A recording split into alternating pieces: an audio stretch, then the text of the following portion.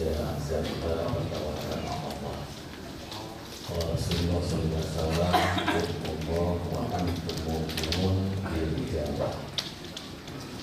Syukur kita panjatkan kepada Allah SWT dengan rahmatnya kita bisa sholat dulu berjamaah sebagaimana hadis Rasul sholatul rajuli ma'al jamaah khairun min sholati arba'ina sanatan fi baitihi munfaridan. Siapa yang sholat berjamaah lebih baik dibandingkan sholat sendiri di rumah arba'ina sanatan 40 tahun. Jadi hadirnya kita rutin berjamaah sholat dibandingkan yang di rumah sholat sendirian. Itu ternyata 40 tahun sholat sendirian cukup berjamaah 10 hari di masjid. Upayanya sangat besar. Kemudian dalam amal salam semoga terus mengalir pada kita semua. Nabi besar Nabi Muhammad SAW. Bapak Ibu jamaah rahimahullah, mudah-mudahan segala rencana cita-cita kita dijabah oleh Allah Subhanahu wa Ta'ala. Karena katanya bagian dari ciri orang yang dapat rahmat Allah itu punya rencana, punya cita-cita. Innamal amalu rahmatun minallah li ummati. Sesungguhnya cita-cita itu bagian dari rahmat Allah untuk umat. Jadi orang yang mendapatkan rahmat Allah itu punya cita-cita, punya rencana, punya gagasan. Kalau orang sudah tidak punya cita-cita, katanya sudah jauh dari rahmat Allah. Cita-cita itulah yang dalam istilah tasawuf itu yang disebut dengan rojak. Dan setiap orang harus punya rencana, punya cita-cita. Saya ulangi hadisnya, innamal amalu rahmatun minallah li ummati. Sesungguhnya cita-cita itu bagian dari rahmat Allah untuk umatku. Sebetulnya panjang hadis itu. Lalu amal ma'ardo'an umul waladah.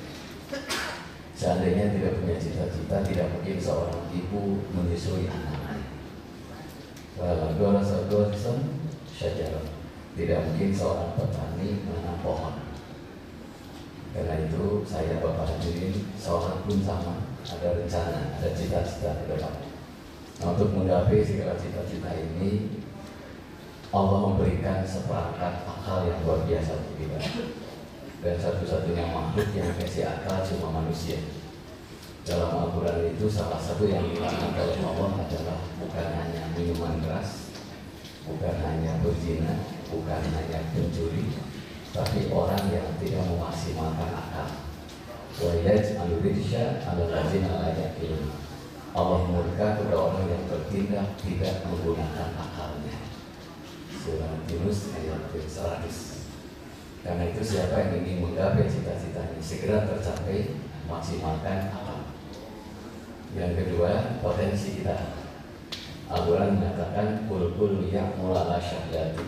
Hendaklah setiap orang bekerja, berkarya sesuai dengan keahliannya. Anjilunas munajilahum. Tempatkan manusia sesuai dengan keahliannya. Hadis Muslim sangat populer. Idza usidal amru bi ghairi ahlihi fantari disini. Apabila satu urusan diserahkan kepada bukan ahlinya, maka tunggulah kehancuran. Dan setiap orang itu potensinya berbeda-beda. Dan potensi yang dimaksimalkan inilah Bapak Ibu yang melahirkan rezeki, melahirkan nafkah. Inna sya'yakum lasya'at. Sesungguhnya mata pencaharian itu beraneka ragam. Kalau kita memaksimalkan tangan saja, banyak yang hidup dari tangan. Dari mulai kerajinan tangan sampai olahraga. Sekalipun orang cacat, kalau dimaksimalkan kelebihannya itu pasti akan mendatangkan rezeki. Saya pernah cerita ada teman saya, tangannya itu cacat. Pas wisuda sama-sama dia manggil saya. Kalau Bapak Ibu pergi ke UIN sekarang, itu ada bakso lotus sebelum kampus sebelah kiri jalan. Itu 26 tahun kurang lebih saya ngobrol dengan teman saya ini katanya, saya kerja apa? Mana saya, ya, mungkin ada ide, ini sudah teman 5 yang saya tanya. Kan fisik saya seperti ini ya. Saya bilang, setiap Allah menciptakan manusia, Allah berikan kelemahan. Tapi jangan lupa, Allah berikan kelebihan setiap orang.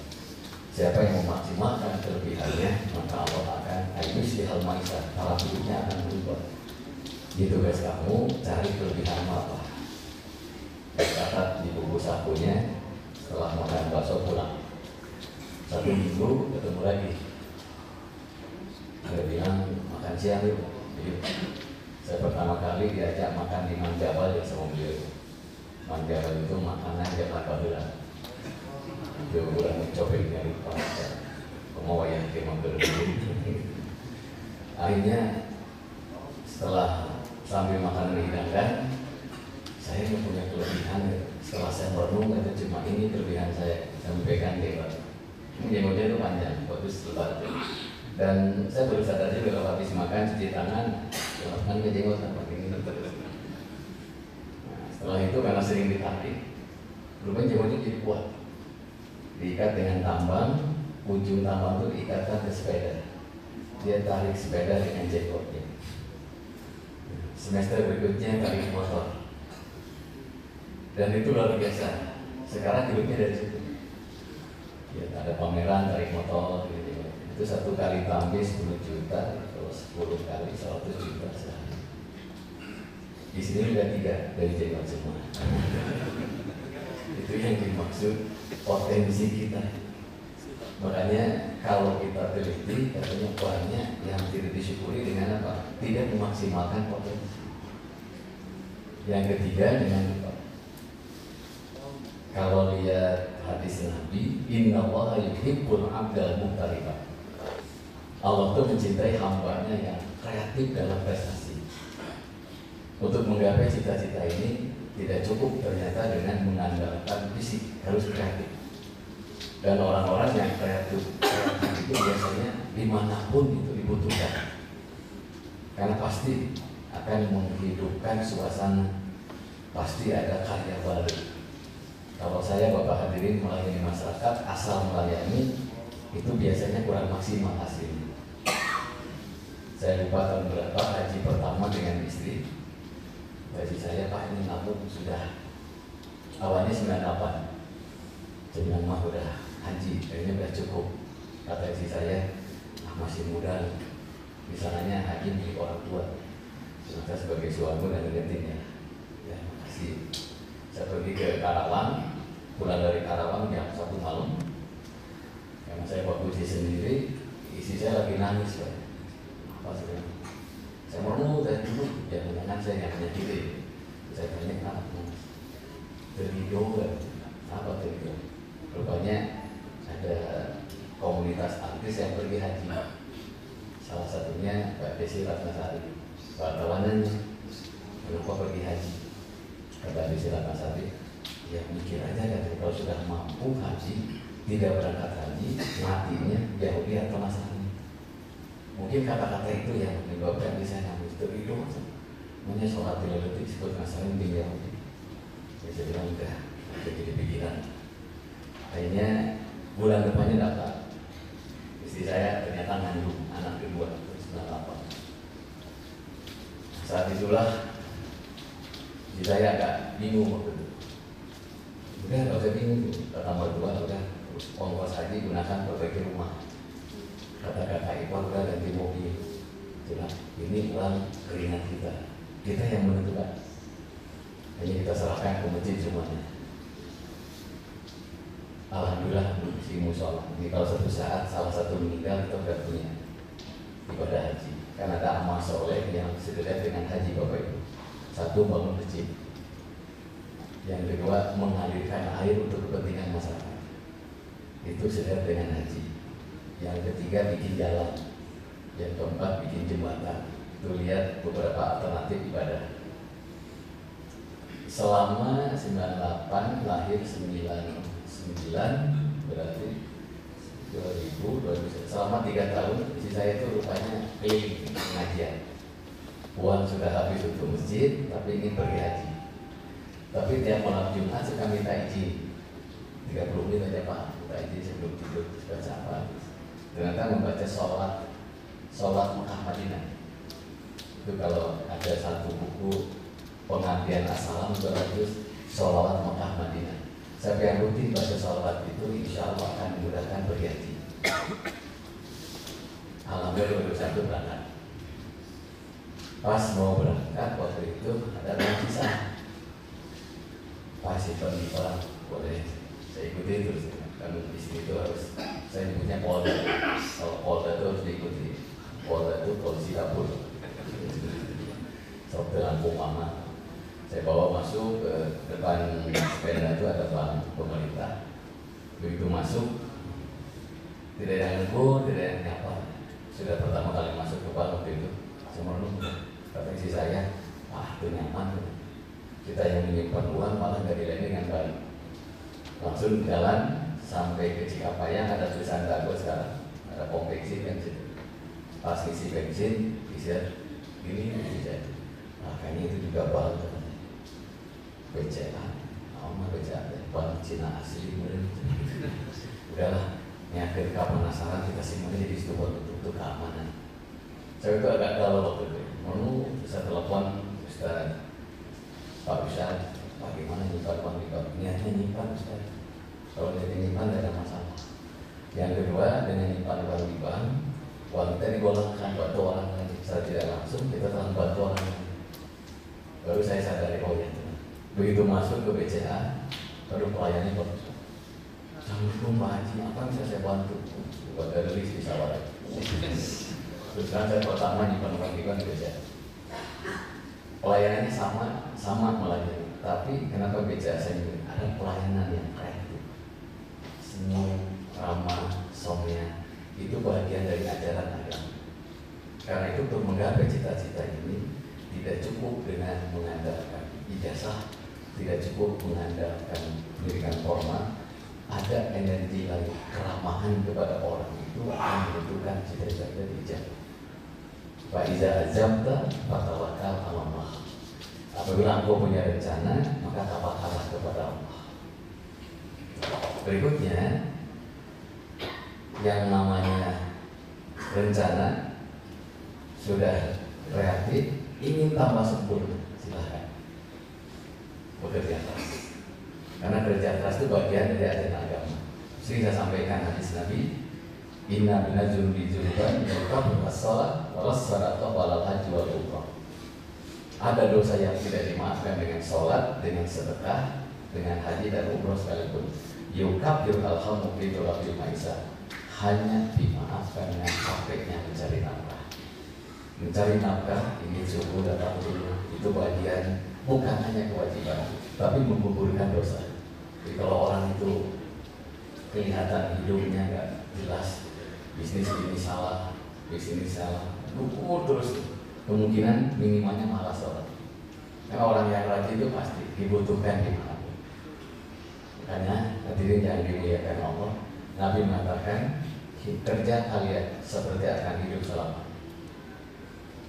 Ibadah kalian seperti akan mati besok. Maknanya adalah bekerja keras. Ya dihal insan wahai manusia, inna kesemuanya kamu kadang sedang kerja. Kadang sungguh-sungguh dalam kerja. Kamu lagi pasti akan menemukan hasil yang maksimal. Itu Al-Quran. Nah untuk inilah hadirin yang dimuliakan Allah. Nah dalam kerja ini, kalau ini 3 saja, kita maksimalkan akal, kreatif, kerja keras, kemudian sesuai dengan keahlian, kita maksimalkan, insya Allah berhasil. Tapi tentu kita butuh rambu-rambu. Karena kalau orang sudah tidak punya iman biasanya, begitu berhasil bukan syukur, malah kubur. Disitulah butuh rambu-rambu. Nah, itu disebut dengan al-khawf. Al-khawf itu artinya takut. Dan puncak takut adalah takut kepada Allah. Rambu-rambu itulah yang harus kita laksanakan. Nah, dasar adanya takut itu adalah iman. Iman itu ada 70 cabang. Ada riwayat 99 cabang. Salah satunya adalah al-khawf, rasa takut kepada Allah. Supaya tertanam rasa takut kepada Allah, pernah sahabat nanya, ya Rasulullah, iman yang mana yang paling bagus? Nabi mengatakan afdalul iman, sebaik-baik iman adalah anta'lama annallaha ma'aka haitsu ma kunta. Engkau meyakini bahwa Allah bersamamu haitsu ma kunta, di mana saja engkau berada.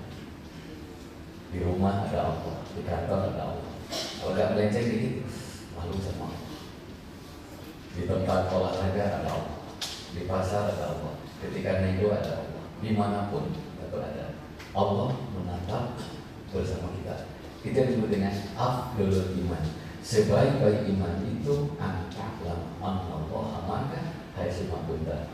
Engkau meyakini di mana saja engkau berada, ditetap ditemani oleh Allah. Sehingga buah dari khauf itu adalah malu berbuat dosa. Malu berbuat dosa. Ketika orang malu berbuat dosa, itu hikmahnya luar biasa. Kadang-kadang hidayah itu datang awalnya malu berbuat dosa. Dan dalam hadis ada 7 kelompok. Di saat orang lain tidak dapat mengenalnya, ini dapat mengenal. Salah satunya adalah orang yang malu berbuat dosa. Saya baca dalam kisah hadis Muslim cukup panjang itu. Nun jauh di sana ada seorang istri kurang baik, cukup cantik menurut nafsu dan tarifnya spektakuler. Setiap yang ke sana pasti 100 dinar. Orang desa ini mungkin dia penasaran, dia nabung, ingin mencicipi si perempuan ini. Katanya 4 tahun namanya. Datanglah dengan bawa tabungannya, datang ke si perempuan ini. Ternyata kaget, 100 dinar itu 4 tahun yang lalu kan. Sekarang sudah orang terus saya sudah nabung Pak. Akhirnya si pelacur ini perlu niatnya menghargai. Udah, karena gua telah nabung 4 tahun, saya kasih rukhsah, mungkin kalau bahasa agama kasih keringanan. Akhirnya nego, sepakat antara Rigo sama Rigo, semua pintu jendela sudah dikunci. Tinggal melakukan hubungan intim dengan berzina. Si pemuda ini merenung gitu. Ingat nasihat guru di desa. Kau bisa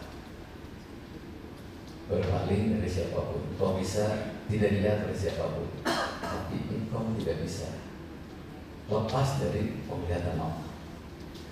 Tiba-tiba gemetar si pemuda ini, perasaan takutnya muncul.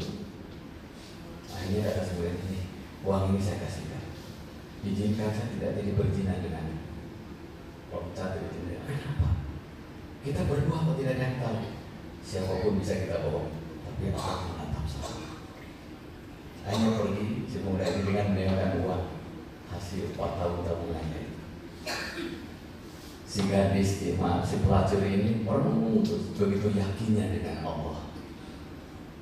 Hanya dia mempelajari agama si pemuda ini. Apa yang terjadi? Hidayah datang, masuk Islam. Dia sudah jadi muslimah yang saleh. Tapi dia hantui perasaan berhutang budi sama pemuda. Ini berterima kasih. Dia cari si pemuda ini.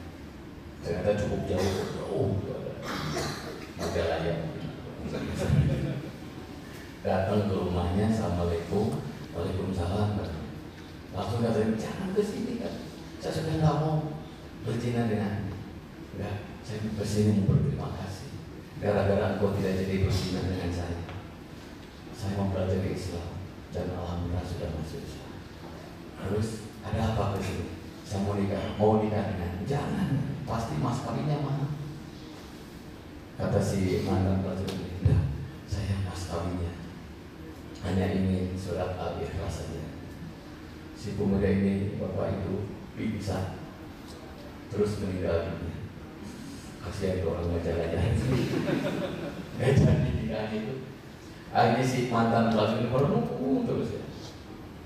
Akhirnya dia mendatangi Pak RT setempat. Si pemuda ada saudaranya enggak? Ada. Saudaranya laki-laki. Saya mau ketemu, boleh ada Pak. Karena saya ingin berterima kasih, saya mau nikah dengan siapapun, yang penting saudara dari Allah. Tapi adiknya itu katanya cacat di kakinya, tangannya. punya cacat, dan dia menggantungkan hidupnya pada almarhum.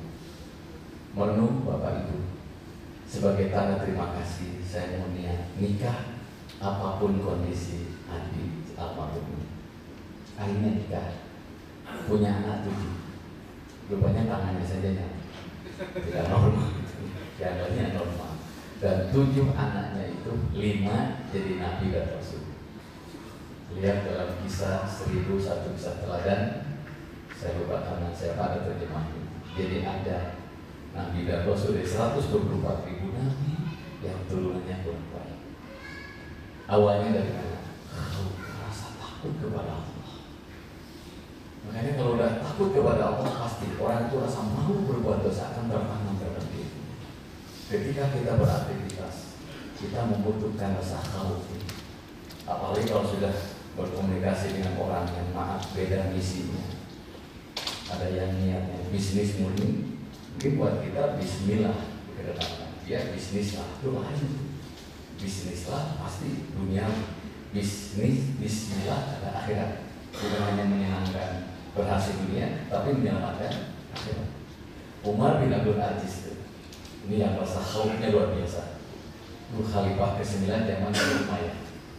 Karena Umar bin Abdul Aziz ini khalifah yang luar biasa suksesnya, dan beliaulah yang sering mengajarkan nasihat kepada menteri-menterinya. Ketika menteri-menterinya ditanya siapa yang tahajud dari malam, ngacung 2 orang. Sok yang tahajud dulu, yang belum tahajud keluar dulu, karena nasihat itu akan kena pada orang yang bangun malam. Kalau saya Bapak hadirin ingin cepat dapat ilmu dari siapapun, sering-sering bangun malam itu cepat. Sudah cerdas bangun malam, tamat cerdas. Terus bodoh karena tahajud ribut, susah tuh menerima itu. Nah, Umar berada di sini zaman keemasan Islam, dan beliaulah sempat diketahui kebiasaan beliau itu kepentingan negara dipisahkan, kepentingan pribadi dipisahkan. Suatu saat lagi memeriksa administrasi negara dengan waktu yang terang, datang tamu, Assalamualaikum warahmatullahi wabarakatuh. Apakah kau kedatangan ke sini ada kepentingan pribadi atau negara? Saya ada masalah pribadi karena ingin dapat atas tangan sedikit. Mendengar datang ke sini untuk kepentingan pribadi, langsung lampu yang terang daripada Anda. Kaget tamu ini. Jangan dibatalkan. Lampu ini milik negara. Saya gunakan lampu itu untuk memeriksa administrasi negara. Sedangkan kau datang ke sini untuk kepentingan pribadi. Dan saya hanya punya lampu ini dan dinyalakan lampu untuk kepentingan pribadi. Tamu itu kaget, mungkin dari Indonesia tamu itu. Engkau bisa menggunakan fasilitas karena kau khalifah presiden. Kata Umar bin Abdul Aziz, siapapun bisa saya bohong. Istri, anak, rakyat, bawahan saja dibohong, tapi Allah tidak bisa dibohong. Hadirin yang dimuliakan Allah, kalau ini dimiliki khususnya saya Bapak hadirin, insya Allah orang itu pasti berbuat kejujuran. Kalau sudah jujur, rezeki yang didapat dengan dasar jujur itu akan untuk pribadi keluarga kita. Kalau mengalir rezeki kepada anak yang jujur, insya Allah rezekinya asal jujur, anak akan dibentuk dengan makanan yang halal. Awalnya dari mana? Al-khawf. Khawf itu rasa takut kepada Allah. Bagaimana kalau tidak berhasil? Orang yang khawf itu pasti maksimal menggantungkan kepada Allah. Minimal menggantungkan kepada Allah itu berzikir. Saya baca kisah Yusuf Qaradawi, Imam Ibnu Taimiyah mengungkapkan, kalau engkau ada masalah kan, udah perbanyaklah la ilaha illallah wahdahu la syarikalah lahul mulku wa lahul hamdu yuhyi wa yumiitu wa huwa ala kulli syai'in qadir. Niat amal 100 kali. Keutamanya apa? Siapa yang baca la ilaha illallah wahdahu la syarikalah lahul mulku wa lahul hamdu yuhyi wa yumiitu wa huwa ala kulli syai'in qadir, niat amal 100 kali, akan dibuka 100 pintu kemudahan. La ilaha illallah la syarikalah lahul mulku wa lahul hamdu yuhyi wa yumiitu wa huwa ala kulli syai'in qadir. Kedua, akan dilepas 100 pintu kesulitan. Yang ketiga, sama dengan bersedekah pada 10 anak yatim. Kalau sekarang lagi ramai bencana alam, Saya punya ke daerah Andin, mungkin yang dekat ke Bandung Selatan, yang ada waktu dan ada rezeki tengok.